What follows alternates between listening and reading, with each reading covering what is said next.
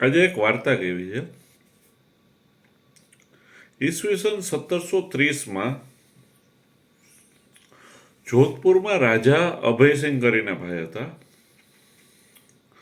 એમને એના મહેલમાં એક બગીચો બનાવવો હતો.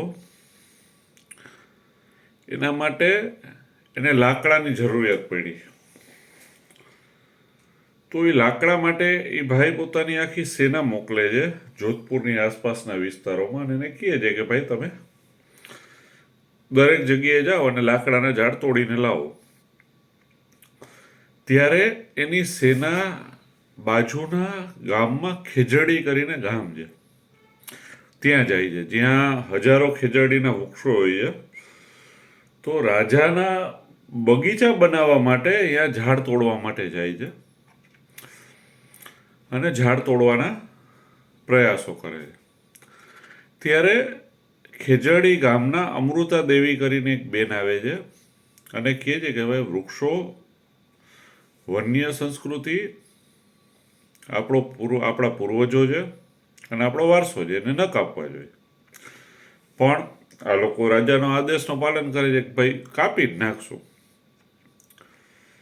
ત્યારે અમૃતા દેવી એ ઝાડને વીંટળાઈ જાય છે અને કહે છે કે સર કટે તો કટે, પેડ નહીં કટને દૂંગી. પણ આ લોકો સત્તાના મદમાં ચૂર હોય છે અને અમૃતા દેવીનું માથું ધડથી અલગ કરી નાખે છે ઝાડ કાપતી વખતે.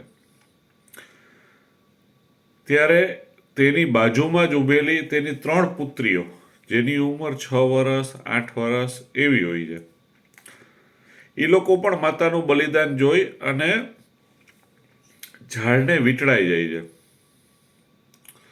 અને ત્રણે મૃત્યુને પ્રાપ્ત કરે છે. આ રીતે આ વાત આખા શહેરમાં ફેલાઈ જાય છે, ગામમાં ખેજડીમાં.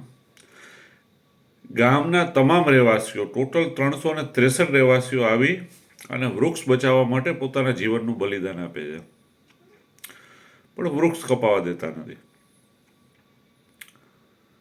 આ વાત એટલા માટે યાદ આવે કે અત્યારે સત્તાના નશામાં ચૂર એવી સરકારો અરાવલીના પર્વત શૃંખલાઓને પોતાના નિજી સ્વાર્થ ખાતર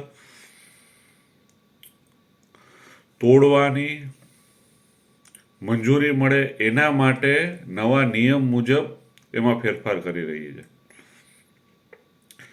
એક ઝાડ માટે જો 363 વ્યક્તિઓ પોતાનો જીવ દઈ શકતા હોય, તો આ અરાવલીની પર્વત શૃંખલા માટે શું 3 કરોડ 4 કરોડ માણસો પોતાનો જીવ નહીં દઈ શકે? આ ભારતનો સાંસ્કૃતિક વારસો છે, જેને આ ધૃતરાષ્ટ્ર જેવા અંધ સત્તાધીશો નહીં જોઈ શકે. જે લોકોએ પોતાની આંખ ઉપર પાટા બાંધ્યા છે. પણ સમય આવ્યા, કુદરતને બચાવવા માટે આખું રાજસ્થાન રાજ્ય પોતાનો જીવ દેવા માટે તત્પર છે. શું આ સરકારોમાં એવી તેવડ છે કે વિશ્વની સામ્યવાદી સરકારોની જેમ રોડ ઉપર સૂતેલા હજારો માણસો ઉપર ટેન્કો ચડાવી શકશે? લોકો 3 કરોડ 4 કરોડ માણસો પોતાનો જીવ દેવા માટે રેડી છે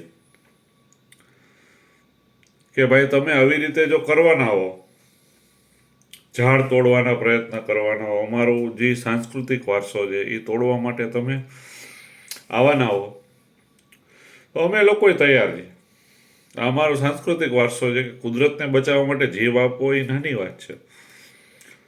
3 કરોડ 4 કરોડ માણસો પોતાનો જીવ દેવા માટે રેડી છે. શું આ અંધ